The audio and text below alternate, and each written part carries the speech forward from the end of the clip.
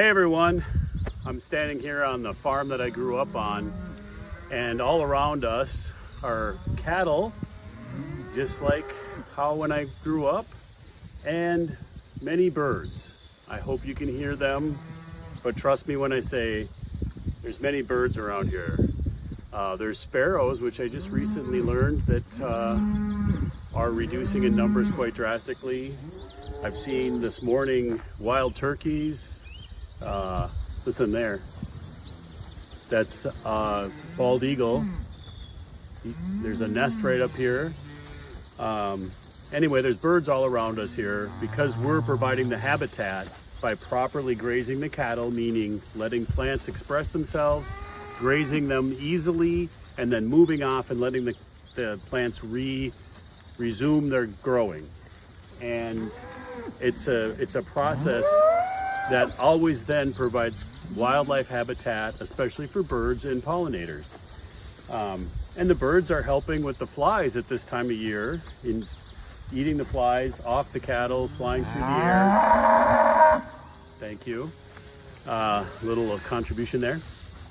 And I want to announce that Thousand Hills Lifetime Grazed Grass-Fed Beef has been now certified by the Audubon Conservation Ranching Program so that we have bird-friendly land. And that introduces our next episode featuring Anthony Hauck from Audubon Conservation Ranching to talk about our certification and the importance of birds and wildlife habitat and reversing the trend that we see from more tillage that destroys the grasslands, and even with cattle overgrazing to a point where there isn't any cover left and no rest. That's the way I was raised. We'd put cattle in this pasture and we'd hold them all summer till everything was down to the ground, and then we'd move them to another pasture. Our system is much different than that, in that it's a one-day grazing onto the next with still cover for the birds and wildlife. And it happens to regenerate the soil, sequester more carbon, improve our water retention, and all of those things. So, on our episode of Regenerative Renegades, we'll be talking about this with Anthony Hauck from Audubon. Love the Audubon folks. They're great people to work with, and they're doing great work. So I hope you enjoy. Hello, everyone. Welcome to the Regenerative Renegades podcast. Really happy today to have Anthony Hauck with us. We got to know Anthony a little bit through our certification process. I'll give you a little background here. We'll talk about Anthony so he doesn't have to talk about himself. Anthony is a proud native of the prairie with grassland and agricultural roots along the Minnesota and South Dakota border. His love for birds took flight at Salt Lake, a historic prairie basin and birding destination bordered by both states. Both states meaning Minnesota and South Dakota? You bet. All right. You betcha. Yeah. There, I covered both states. That's right. And not the Salt Lake we would think of, right? Right. So, yeah. The other Salt Lake. The other Salt Lake, yeah. Anthony has dedicated his career to conservation communications with nearly 20 years of communications experience in news, media, state natural resource agencies, and conservation nonprofits. For the National Audubon Society, Anthony works in the Conservation Ranching Program. That's why he's here, where he focuses on publicizing the value of the Audubon bird-friendly land certification. This includes growing awareness for the Audubon Certified Bird-Friendly Seal, a special package and promotional label on beef and bison products that tells consumers products were grazed on lands managed for birds and biodiversity. He also works to build a better public perception of grazing, specifically rotational grazing, as an essential grassland habitat management tool that's key to stabilizing declining grassland bird populations. All right. Well, Anthony, as I read that, I think about how amazing it is that Audubon got involved in grazing. But before we get to that, I'd like to hear about your journey and what brought you here and what passion drives you in this whole industry. Sure. Well, thanks for having me. You bet. It's it's easy for me to sit here as we're recording this in this farmhouse near Clearwater, Minnesota, old farmhouse. And I say that in a very complimentary way. And it's kind of like the place I grew up. Oh, The town, the town that I grew up in most of my upbringing, Madison, Minnesota. Yes, there is a Madison, Minnesota. I say that all the time, and people say, "You mean Madison, Wisconsin?" As if I don't know where I'm from. But yeah. Western Minnesota, grew up on a farm. Or we call them farms there, at least. You move across the border, they're ranches. There's all ranches then. It's a hard divide. And your but hat has to change too. It does. It's cowboy country Yeah. as soon as you cross the border. Yeah. I grew up very close to the South Dakota border on a farm, and it was just living back then, in the 80s and 90s. Spent a lot of time outdoors. We had grasslands and wetlands and a river on our farm. We had livestock. I was outside all the time. Little to no supervision, and I mean that in a kind way to my parents. They just let us go. We were able to just have the run of the place. Consider that instrumental in my love of just the outdoors, wildlife, livestock, animals. Isn't it amazing, if I could just stop you there for a second, how when that's imprinted on you, nature, livestock, farm, any part of that or all of it, I was just thinking on my way over about how you can't shake it. Like it's a part of you, and whenever you're in any of those environments, it feels like home. Is that accurate? It is home. I did try to shake it, which I don't think is abnormal. I did too. Right, I did too. Right. Yeah. And by the time I was a teenager, I wanted to get away, and you're kind of told to go see the world too. Mm-hmm. And there was a push. I think it's changed a bit, but you go to college. That's just what you do. You go elsewhere. I never thought about staying. And by the time I was done with college, it was, I just really missed it, and kind of realized like how good I'd had it. My brother has stayed home and taken over the farm, and with good reason. He's got more of that mindset, and he's more mechanically inclined than I am. It does take. But yeah, I miss it, and I realized that I did have a connection to the land and the outdoors, and so I did a little newspaper reporting, and I got burned out on that pretty quick, and that whole environment has changed too. And I guess the funny thing is I'd never thought about a career in conservation unless you were like a biologist. Right. And my dad had always been a volunteer for kind of the hook and bullet sportsmen's organizations, Ducks Unlimited, Pheasants Forever. Yeah. And he said, why don't you just do that? They need more than biologists. And that sent me down this path where I was hired at Pheasants Forever and worked there for a good while, and then the Minnesota DNR before coming to Audubon. And that I imagine there's still people out there that think like, well, you just have to be a biologist to work at these places. And of course, you can work in communications, you can be an accountant. These types of organizations need a slew of talent across the board, and I've kind of found my way doing that. Well, as a marketing guy, I remember the first time we met, and I think I asked you the naive question, like, okay, what kind of degree do you have in biology? What kind of a birder are you? And you were like, shifted around and said, well, I'm actually in communications. Excuse me. And I thought that is so awesome to be able to pick up your career with that degree and that skill set. It's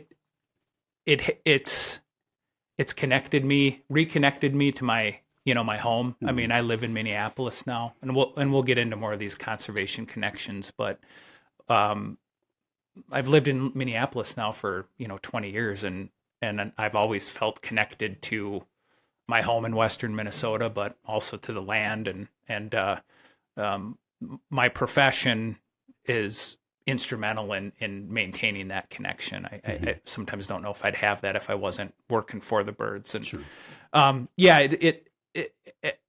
get that a lot, people, and I see that a lot with like Audubon employees. Well, they just automatically assume you're a bird nerd. I'm kind of an amateur naturalist, but bird nerd.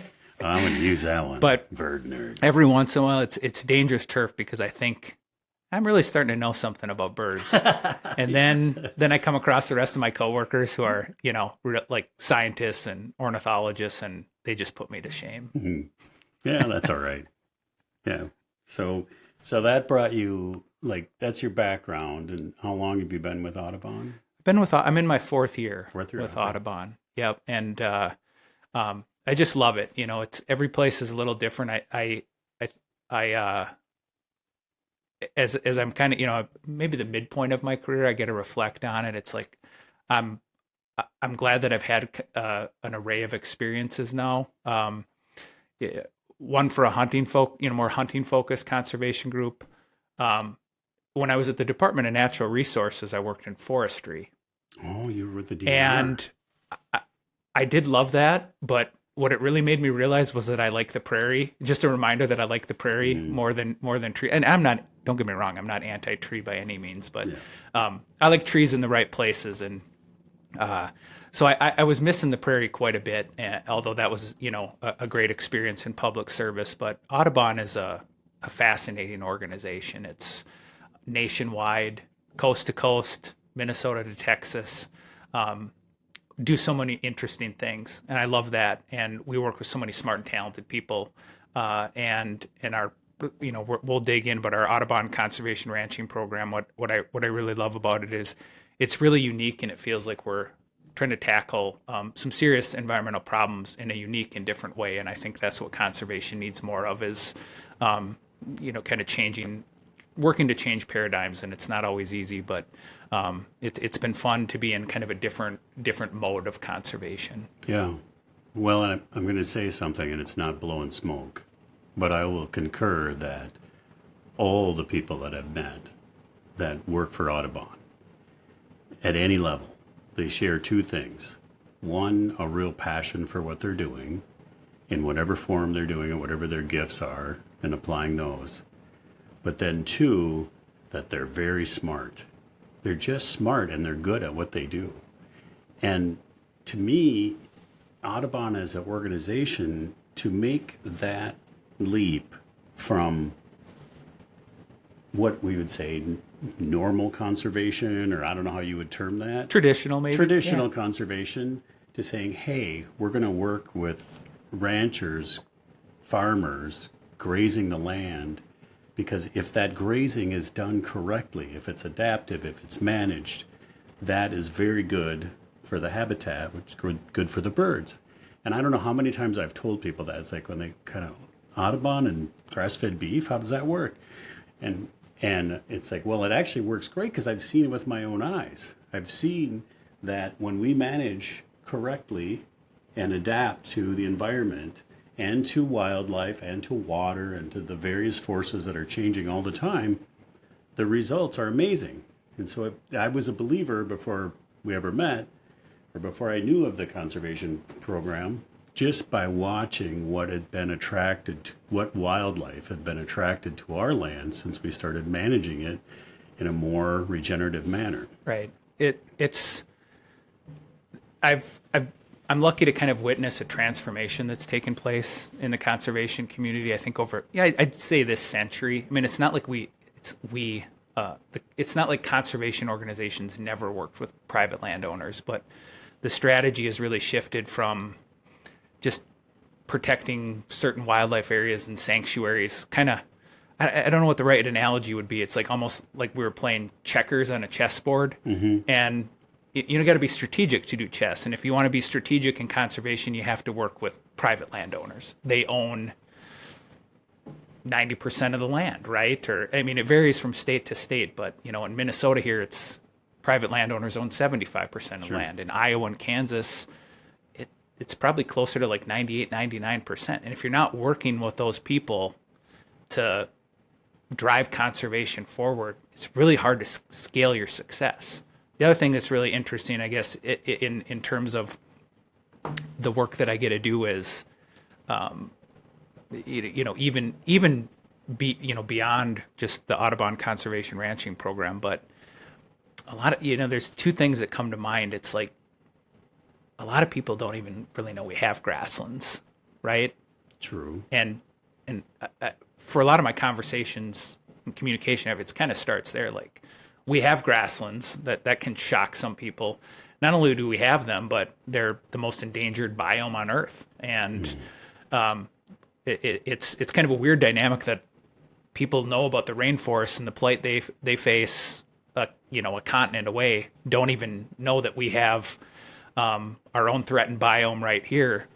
And then to your point too, that once you kind of establish that fact, or people know about grasslands, it's like any habitat, they have to be managed, and grazing is a great way to do that. But it's taken a lot of work to educate people, reconnect them to grasslands. I mean, only 40% of our grasslands are left. That's what we got. Yeah. So we got to do everything we can to protect what we have left. And if we got 40% left, and we should add to that if we can, reclaim. But what we have left, we really have to manage it and make it the best it can possibly be. And that's the exciting part about working with landowners such as yourself, your network, and everybody else we work with, that they want to make the grassland habitat they have the best it can be for birds, but also for their animals, their livestock. Yeah. I want to go back to this, what I would say is set aside land that maybe is publicly owned. And historically, how do you manage that? You leave it alone. Right. For all practical purposes, that's what was done. So we have seen and witnessed CRP land that was set aside and supposed to be a good wildlife habitat. We've grazed refuges that have allowed some grazing, and so we've been able to see how effective was that set aside land for the previous 20 years, 30 years, 40 years, however long until we arrived. And without exception, again, with proper grazing management, but without exception, we've been able to take what was pretty much a dormant environment with very little wildlife to witness and see. We'd see a lot of pocket gophers, and some squirrels and some deer, but it wasn't full of life. You didn't walk into a set aside piece of land that is either set aside for whatever reason and feel like you were in the middle of nature. You just didn't quite feel that way. But if you grazed and managed and got off it, let it rest and let it flourish, Regenerate. yeah, and now you're regenerating. Well, you're regenerating the soil, and then what's on top of it, all this wildlife habitat, and pretty soon, it takes 2, 3, 4, 5 years, but you start to get that feeling of the chaos of nature taking place, and the birds overhead, and the birds on the ground, and you can just see that you're attracting in what wildlife needs to be able to thrive. And so I say all that because I do think this mindset still needs shifting, that For sure. just setting aside land and doing nothing with it is not what nature intended, and it's not the best for the wildlife habitat. It's not the best for our food system. It's a man-created, just like conventional agriculture, it's a man-created way of kind of working towards something that at least says we're not going to do this on the land, instead of saying we're going to do this, which is going to regenerate the land, meaning in our case, livestock on the land, which has existed forever. Some type of ruminants grazing on the land, helping to propagate that habitat. Right. Well, it's interesting, I suppose the best part of my job is when I do explain to somebody who just doesn't really have consciousness about what it is our Audubon conservation ranching does, and our grassland work, and maybe never even seen a grassland bird. When you explain that process of like, there's grasslands, they're really diverse places, and they evolved to have disturbance with like fire or bison, and cattle can do a pretty darn good job replicating some of that. And then you get into and if you explain it, the usual response is, that's pretty cool, actually. You just It makes sense. It does when you explain it. if you get the chance to explain it. That's the hard part, to have intentional, meaningful conversations with people.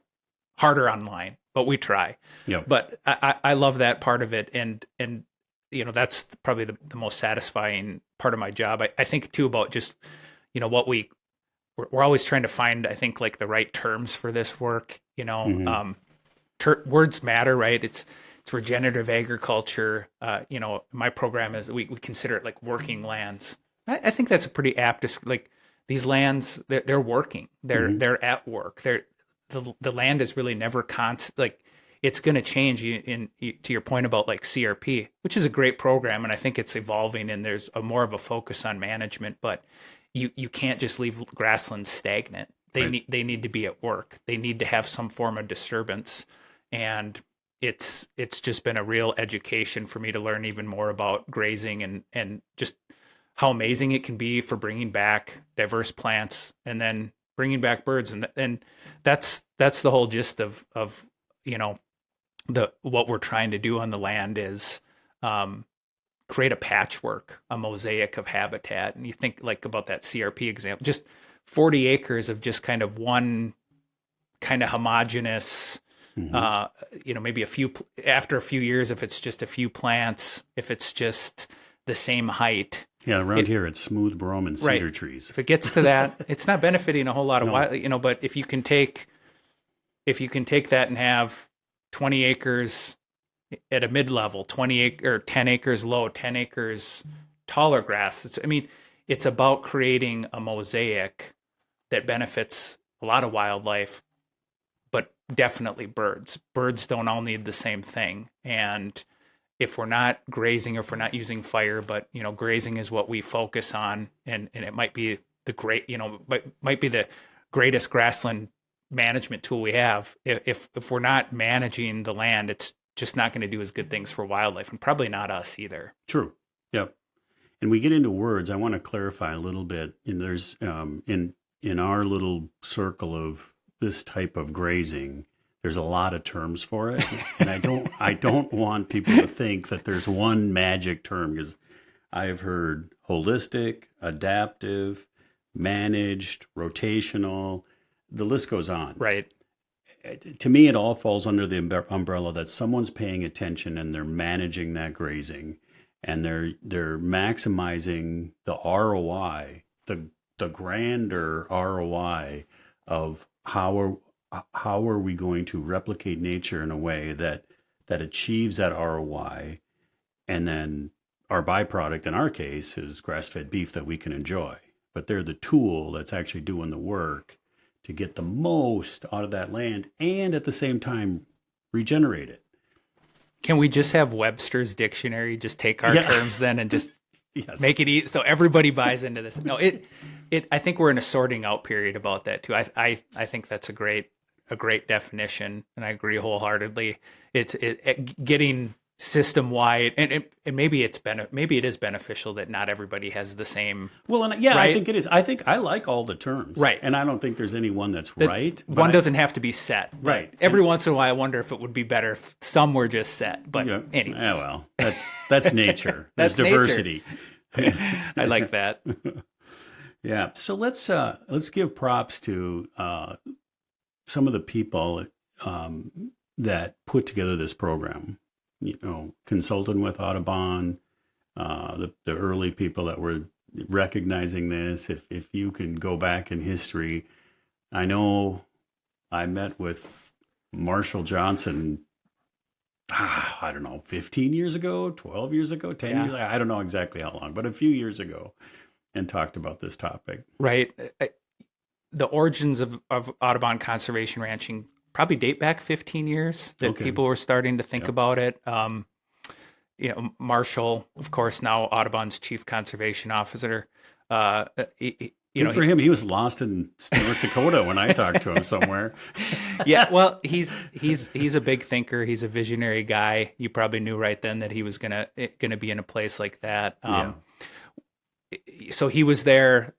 Many other kind of partners and I guess you'd call them luminaries. Roger Still in Missouri.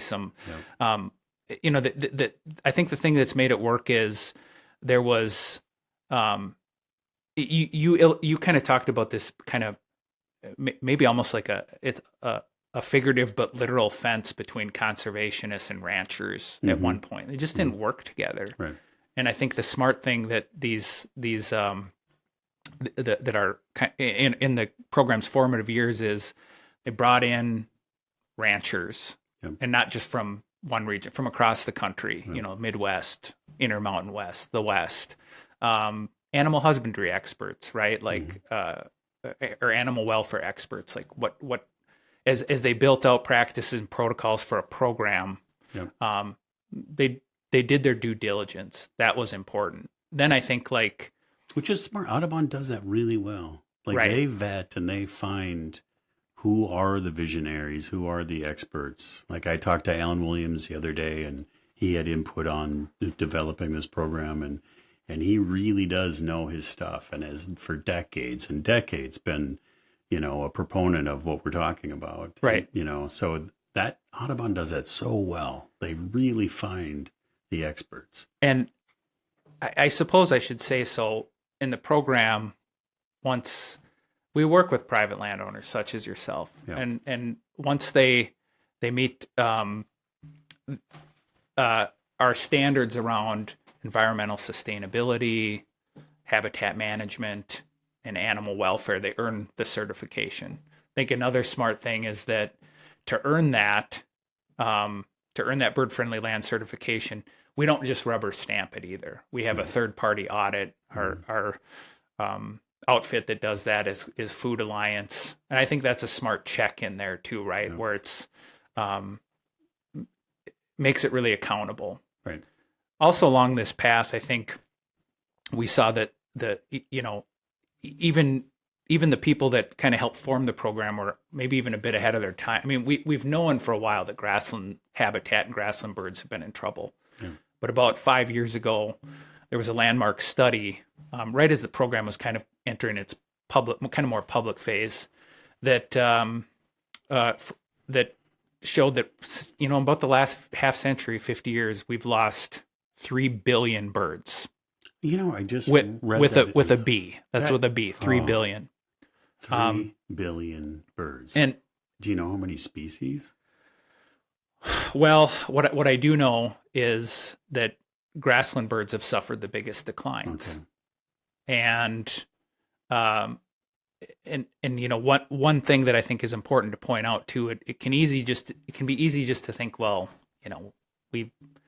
you lose birds and there's some populations that don't have as many and species just go extinct. We're talking about some very common birds too. It's not just like species that were on the fringe. Meadowlarks, bobwhite quail. These are once common species that have really lost a lot of their populations. That's a bad sign. Of course, there are other species that maybe have smaller ranges, smaller populations, and there's a good number of grassland birds that are poised to lose half their population in the next 50 years. So can you attribute that to, like, of course, you want to know why. So right. Is it habitat? Is it loss of grassland? Is the primary? Is there a chemical influence? Right. Is it predators like domestic cats? And, do you have any way of quantifying? This report, which Audubon contributed to and was put out by the Cornell Lab of Ornithology, cites habitat loss and fragmentation, which kind of the same thing almost. I mean, but you lose habitat, that's not good. And when you degrade and fragment habitat, that can be just almost as destructive as losing So it. Fragmentation just meaning there's like a grassland here and then 20 miles away. Disconnected. You put up a house or a barn, a structure somewhere that can fragment, and some species don't want to be near that. Yeah. But chemicals too, those are the two major causes, and they're interconnected, of course, sure. Right? I mean, chemicals don't just, and when I say chemicals, when we're talking pesticides, herbicides, insecticides, it's not like they live in a vacuum. They end up on the land, and in there's an interrelationship between habitat and chemicals, but habitat loss is probably, the primary reason. Like I said, when we've lost 60% of our grasslands, Yep. that's just an unmistakable factor. So over what time period did we lose the 3 billion? I think it goes back to about the early 70s. Oh, So your lifetime, that's short? right? Just that's a blink of I an mean, eye. when were you born? Well, 60s, but I look like I was born in the 70s. You do. Well, Youthful wow, aura. But yeah. I mean, this has happened in the course of your time here on Earth. wow. And mine too. Yeah, that's really amazing. It really is. I mean, I'm thinking about a report that I put together in what must have been about in 7th grade. That was around the whole Silent Spring time period. Right. It was on magazine covers and things. And we didn't change much after what was supposed to be the big environmental movement that was going to change everything for the positive. And yet this has happened in that time period, since that was the whatever, Lake Erie on fire and Right. those types of things that were happening back then. So, wow. We've got some work to do. We've got some work. Yeah. So that, I think that put even a brighter light on the focus of our work. Like, it's imperative that we do more. And so obviously it doesn't hurt that Marshall's moved on to a higher position. I guess to, kind of wrap that thought is like he's helped this program grow. Audubon Conservation Ranching is now, someone told me this, so I hope it's not wrong. One of the other smart people at Audubon, but that Audubon Conservation Ranching is the biggest grassland conservation program that's not run by the federal government. Oh, well, that's great. So I think that's good. I mean, so when you hear that bad news, you want to, we do have to look for signs of hope, right? Yes. And I think this program is one of those things. It's 3 million acres. We work 115 or so ranchers. And the ranches have earned this certification, a collective that, combines for 3 million acres of bird-friendly land that we've certified and is under that active habitat management that you so Yep. enthusiastically and aptly described earlier. And the great thing, that's a great start, but there's a lot of room to grow and improve. There's nothing but opportunity ahead. So that does give you hope. You got to have hope if you work in this world, right? For sure. You have to have something to point to. So is there a date and a goal or goals for acreage or milestones? Right. I think the next 5 million acres is kind of that next one. Mm-hmm. 10 million acres is maybe talked about in the back room corner, the corner offices. I don't think that's out of reach.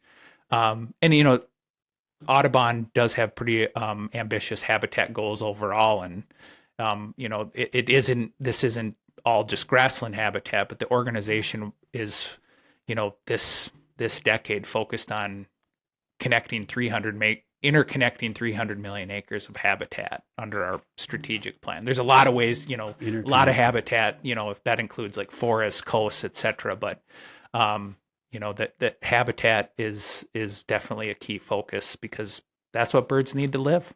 Yeah, you caught me at interconnecting. So is there like a map that actually shows how the land is going to be interconnected? Because that's really fascinating to me. Right. I think that gets away from the fragmentation. Right. If you can interconnect, I'm guessing that's why it's important. I think those bird nerds, the scientists, are working on developing that, see how everything's connected. But yeah, that's the goal. It's I do know that number, 300 million acres. Wow. of connected habitats, and I hope we get there. Yeah. And grassland work is an important component of that. Yeah. Yeah. Yeah. I'm just thinking about from where we sit in this farmhouse, and there's a lake out there that's the mouth of a stream that goes to the Mississippi. And slowly we've been able to rent or lease or buy land that goes all the way to the Mississippi now. And there is, I've never thought about it from a practical, what's that doing for habitat? But there is kind of a feeling of like, okay, this area we're positively impacting, and we're connected to something bigger, the Mississippi River, and we're helping to diminish the dead zone in, by reducing runoff. And I don't know, that's part of what gives me hope, is like, okay, it's not it's not just our little isolated world that we live in right here. It's how and this is just like, how are we interconnecting with other land, whether it's grazed or some other conservation program, and to begin to build those connections. I hadn't really thought about it that way before. I felt it, but I never really thought about it. That's cool. I think those connections are, you've just been like me growing up. You're just living, right? But Yep.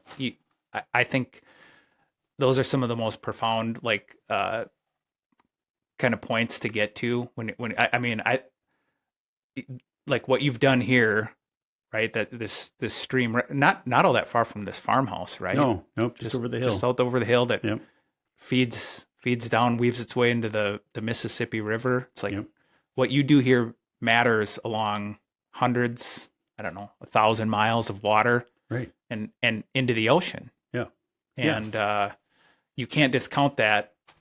You should be proud of that, but it's also like that stuff can influence that behavior that you're modeling can influence, hopefully eventually, neighbors, Oh yeah. people elsewhere along the Yeah. line, policy eventually, Right. That also doesn't live in a vacuum. So it does matter. I mean, sometimes it feels like this work is like insurmountable, right? Sometimes Like, it's lonely. It's Sometimes lonely. lonely. Yep. right? But it does matter, and people are paying attention. It just always seems to take a little bit longer than you want. Yeah, for sure. I'm kind of impatient, and I'm not getting any younger. So but you know what? Going through my mind is, so when I was a kid, you bring up being a kid, and we'd build little boats in the spring out of pieces of wood or whatever, and watch them go down the stream.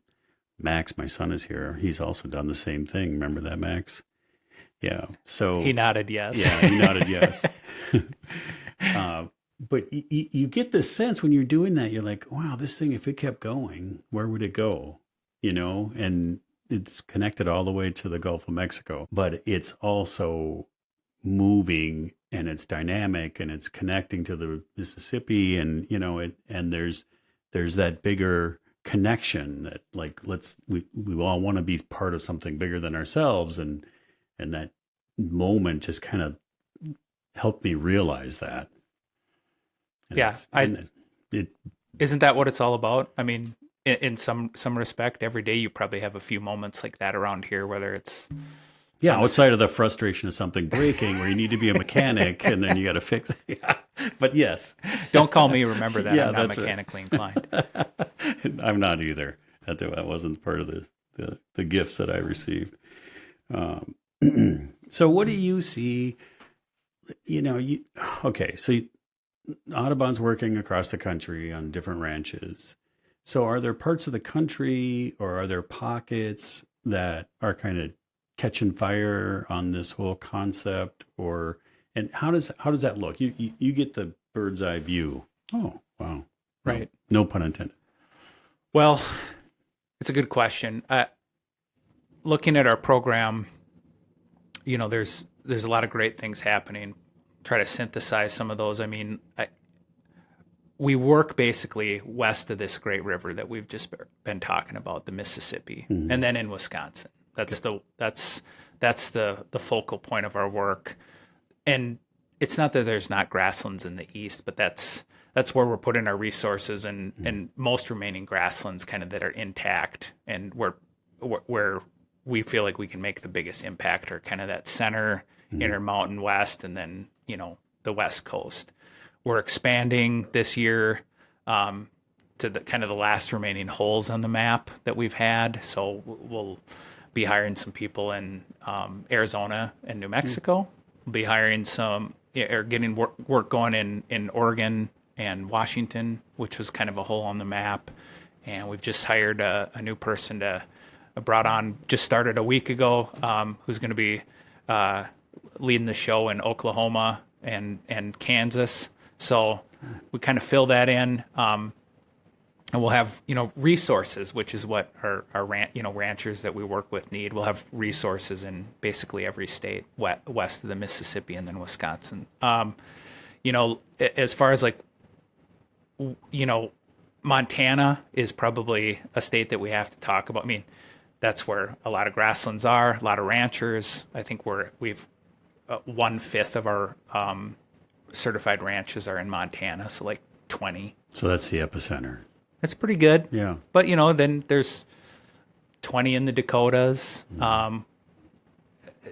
We've got, probably 20 in the Rockies, that region, Montana, or, Wyoming and Colorado. We're just getting going. The thing is, some of the places like Minnesota, I think we have a newly certified ranch here we might want to talk about, but we've got a couple here. And, probably what's exciting is that the wait list, I guess, or the people that are enrolled. I mean, there's a lot of ranches in the pipeline, so that's also very exciting. Is that we've got some areas that might not have a lot of dots on the map just yet, but get back to you in a year or two, and it's going to look quite filled in, I think. Yeah. Well, I know when I talk to potential producers for our brand, and I bring up Audubon because we're rolling out our certification that encompasses all the producers that work with us, and talking to those potential producers, if I'm west anywhere near the mountains, they've either heard about your program or are already certified. And it's pretty amazing because they're also they get it, they're enthusiastic about it, and they understand why it's important, and they just generally are steward minded, right? And it's wonderful to be around people like that. It is. I think kind of storytelling when you're a nonprofit and like we are, you've got to be scrappy, and storytelling is, I think we've done a good job at telling our story to potential ranchers, and that's why I've built a great program. I think the next frontier, of course, what we're excited about with your own brand and going forward is that making that conservation connection with consumers. Right. I'm excited to see what kind of wildfire that starts. It's hard not to think about, you're probably in your mind going back to or being out on your skis, living here. I'm going back to, growing up, these kind of idyllic scenes, but a lot of us either never had that or are far removed from it. Right. And this is, I think, the great hope of the program too, is how do we connect people? And I'm one of them. I grew up rural, but we've become an urban culture, right? More of us live in cities than in the country and on farms. We're disconnected from the land. Can this certification, is it a small yet important way to reconnect people to the land in some fashion? I think so. I think it's a great model. I think there's a lot of room to grow. You said something interesting, just fascinated me once when, I've been out here a bunch of times the last few years, but we'd all like to know our farmer, right? Right. That's not possible. Right. Or really darn hard. I shouldn't say impossible, but it's hard. Right. You're not going to know. I mean, if you can, great. Don't get me wrong. If you can know your farmer, you damn well should. Yeah. Right. But we don't all have that luxury. Right. So what's the interface if we don't know our farmer? What's going to prove that farmers and ranchers are producing things on their land in a way that agrees with your environmental sensibilities, or what we as a society should expect of how the land should be taken care of and to steward our resources, birds, other wildlife. Perfectly said. I mean, that know your farmer, and I always add, and their practices. Right. Because that's important. You can know a really nice farmer that has the best intentions, but really, what are their practices? And I'll tell you, okay, when I started my career in marketing, there was no such thing as social media. There's mass media was it. You could buy a billboard or an ad in the Super Bowl or whatever, and that was it. That was the only way you're going And to it was reach still expensive then. Yeah, it was still expensive, relatively speaking, then too. But now I think about that a lot when we're capturing moments, stories on the farm or with our other producers, that I want to so bad convey what it feels like, what it looks like, because I know not everybody has that opportunity, and I'm very spoiled and I'm very blessed to be able to enjoy that every day. I never tire of giving tours to people around and showing them the practices that we have. And I get tired of talking sometime, but what I never get tired of is the feedback. And people say, "Oh, I'm so glad I came. I learned so much and got to witness this, and I can see the results with my own eyes." That never gets old because they don't, like you said, they don't have that opportunity every day to do that. So I want to really, I put the pressure on myself to try to share as much as we can to share that experience with them. I think that's great. I think you're a great ambassador, and this project of providing a podcast, providing information. You do a great job, like being an advocate, face to face conferences, things like that.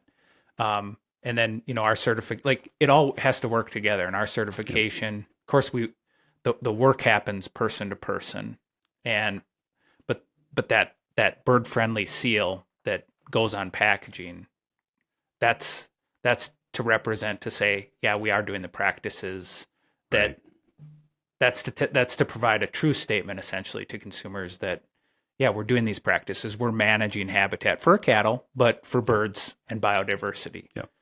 Yeah. And then, and certifications matter. There's only so much room on a package, and I'll do our shameless plug. We're putting out our certification for the Audubon conservation ranching. It's going to be on our package. And that's exactly why we're doing it, is because we want to convey what those practices are. And we know Audubon has consumers that follow what they're doing and care about, birds and wildlife habitat. So how do we make that connection that the cow managed correctly isn't degrading the environment? In fact, they're in this type of management, they're helping the environment, they're helping the birds. And so we're very proud to be able to have that out there. And consumers, yes, connect with the land and the farmer, but also know that whether it's our brand of Thousand Hills or another brand, your dollar is what drives all of it. What you eat drives all of it. What you choose as a reflection of your values really does matter. That's what we wouldn't exist if the consumer demand wasn't there. Our brand wouldn't exist. And we have seen, it started in 2020 with COVID, and it's really built momentum that consumers are really looking for. They're discerning about what food they're going to eat and what they're going to support, and how they're made. Really, food is a lifestyle, and it's amazing. I mean, the phrase internally is "the wind is at our back." After 20 some years, we're pushing the rock up the hill, the boulder up the hill. The wind is at our back, and now we have to responsibly go forward. Like it's a moment that we have that I don't want to waste, and I want to handle in a way that, with integrity and deliver what people are looking for. And that's, in this program, we're doing that together. Right. And it's hard for me to, I don't have a crystal ball, but it's hard for me to see people demanding less of their food system. Right. That's the wind at your back. That's the trend line, which gets you excited to think about, like, okay, you've been at it for 20 years. What about 20 years from now? Right. Not that we're itching to grow older faster, but no. Today's good. Let's enjoy today. Let's cherish that. But I mean, I feel the same way. I can't imagine reversing course. I just can't imagine that in our collective society on what we're valuing as important. There's some pretty major things happening right now around human health and how that connects to the land and to the practices of agriculture.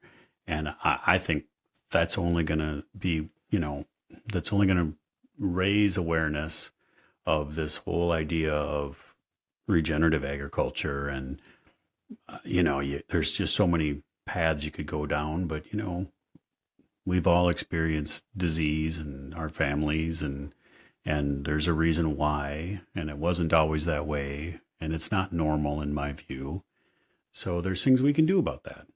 And we work together and have an open mind and support a different way of doing things.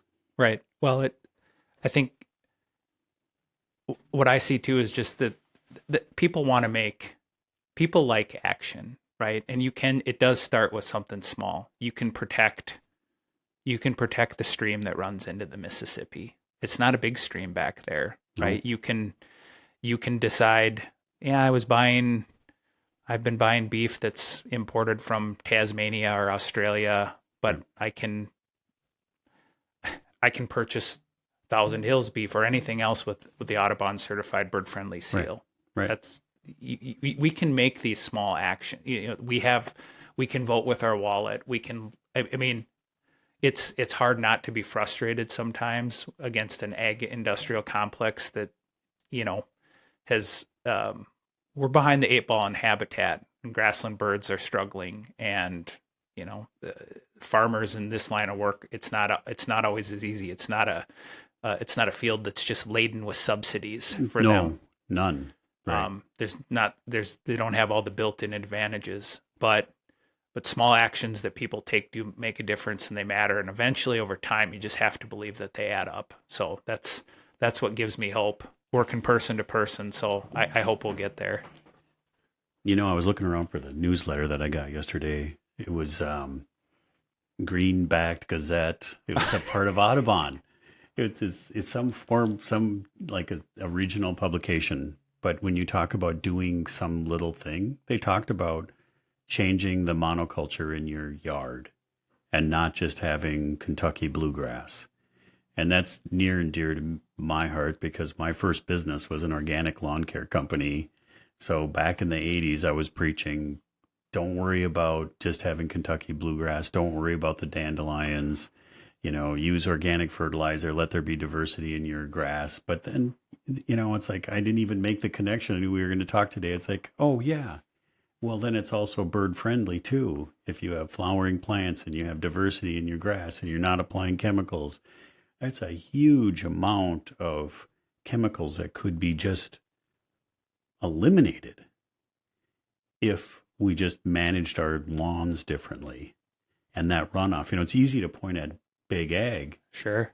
But we're doing that in our own, we all have, well, a lot of people, not everybody, but we have a little piece of land that we're managing.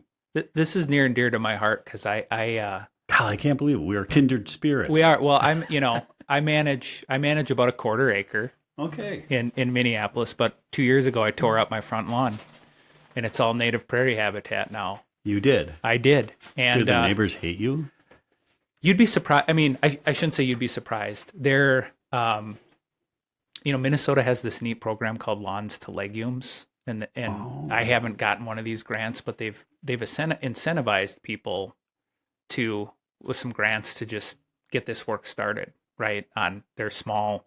I mean, I think I remember this factoid correctly, but there's more lawn grass than there is corn in terms of acreage in this country. Wouldn't surprise me. So, yeah. So somebody when they see this can don't quote me on it. Yeah. Go fact check. But I'm about 99% sure that's right. But I guess that goes to the point of so my little project, right? My whole front yard. We moved in a couple years ago. I killed off the Kentucky bluegrass, or maybe more crabgrass. Yeah, that's right. And now I've got a diverse little prairie. Now it's small, but it's what I can control. And you know what? Birds come back. There's bees buzzing. Yep. It's amazing. And in a way, whether you have a quarter acre, 4 acres, 40 acres, 400 acres, or 4,000 or 40,000, like some of our ranchers, Yep. you do what you can to manage habitat. Well, guess what? I've got an answer for your trivia right here in the Greenback Gazette, Central Minnesota Audubon. So, in the United States, it says we have 44 million acres of lawns. That's about half of the corn. Okay. But that's just lawns. And then there's 2 million acres of golf courses. 78% of the land is privately owned. We have paved an area over the size of Ohio. That doesn't help. Every 30 seconds, a football field of natural areas disappears to development. Wow. Okay, here's another factoid about your 3 billion birds. That's, according to this Gazette, that's a third of the bird population. That's correct. I probably failed to mention that for context, but not insignificant. A third? A third. Wow. That is crazy. So, I highly recommend the Greenback Gazette. Right. So the visual, right, is like if you saw, if you're 10 years old in 1972 or whatever, right, and there's 3 metal larks on a post. Yep. There's 2 today. Yeah. Just like that.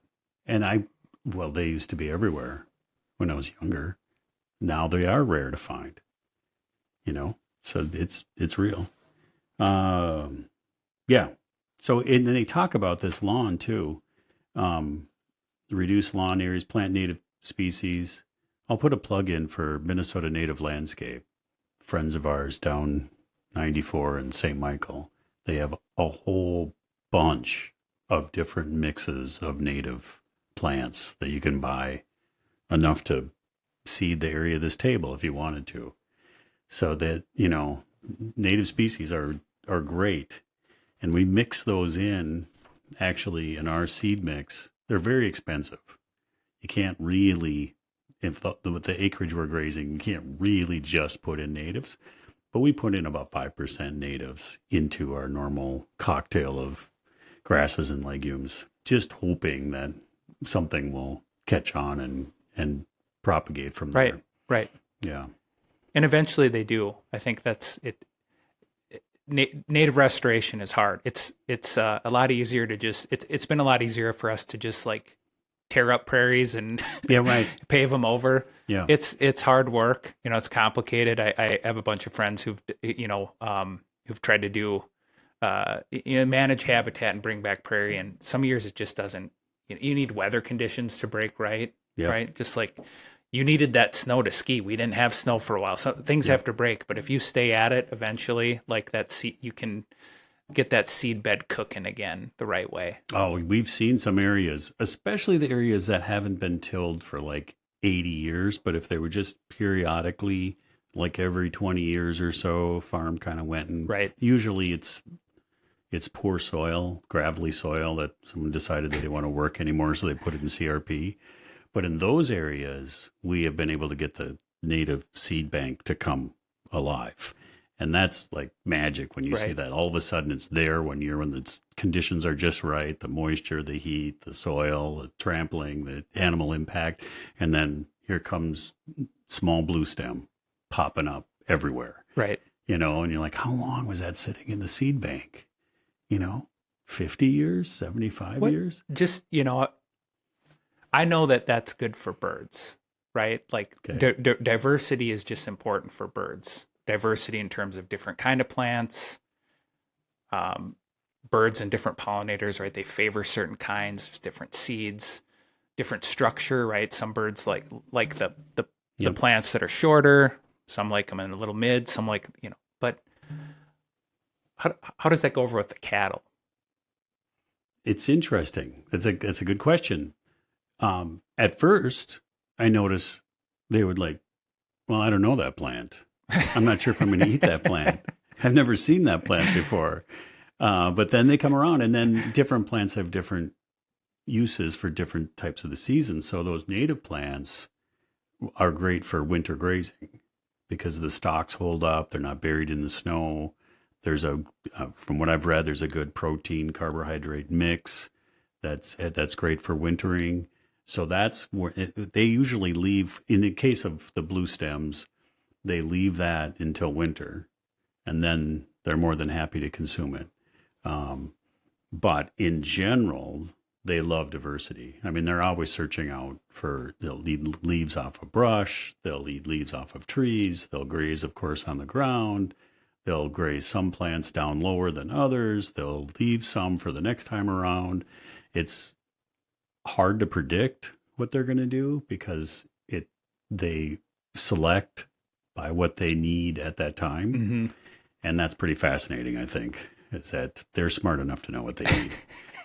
We don't need to tell them, and we don't need to force them. If we force them, well, then that's not in their best health.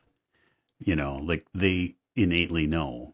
And if you don't give them that room to choose, and that includes weather, people are like, oh, don't you have your cattle in a barn?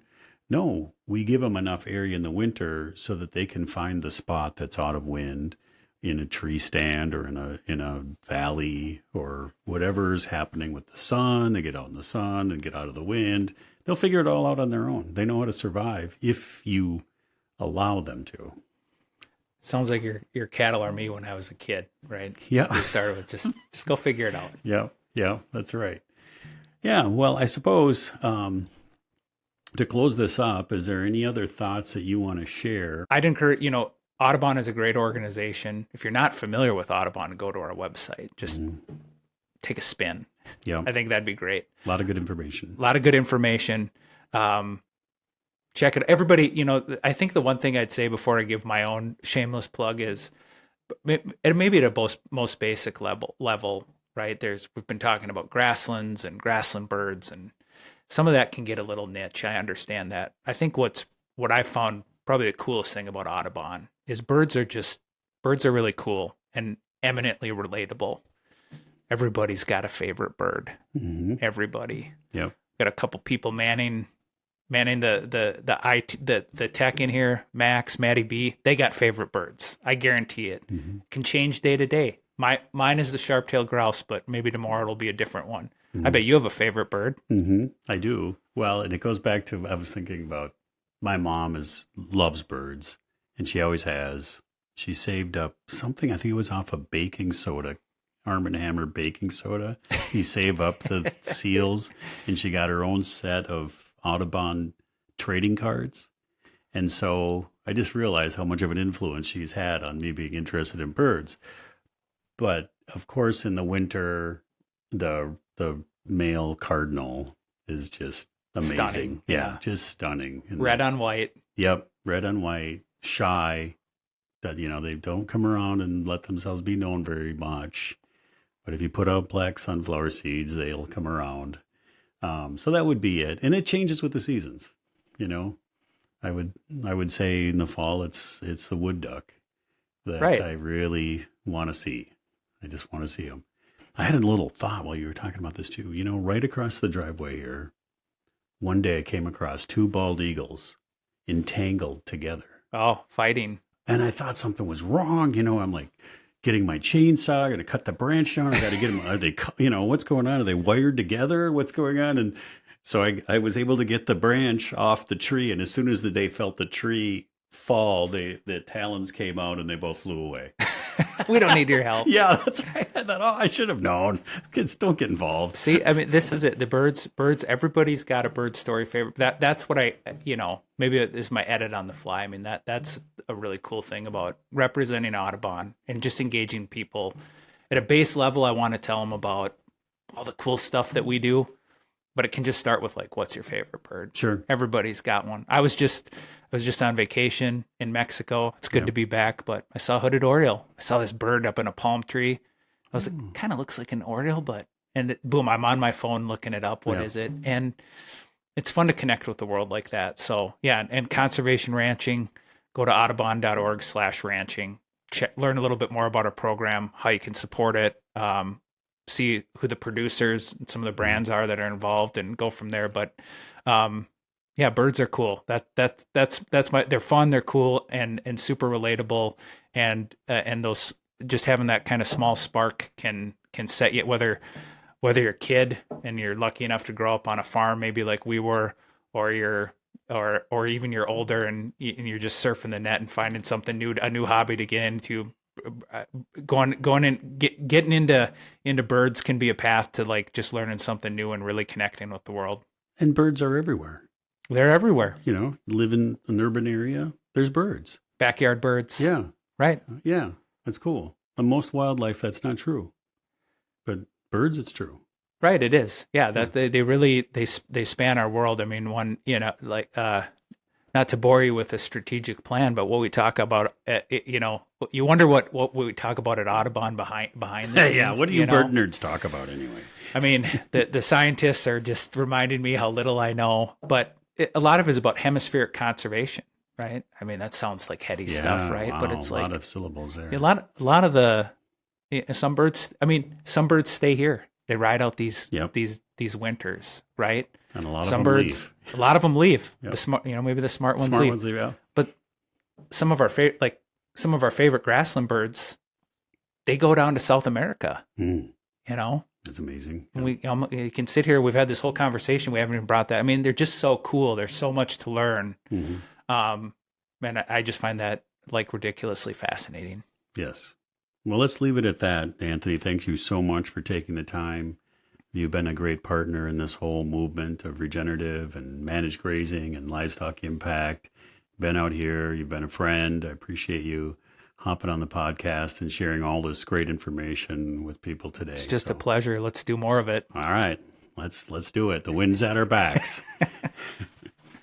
Have a good evening.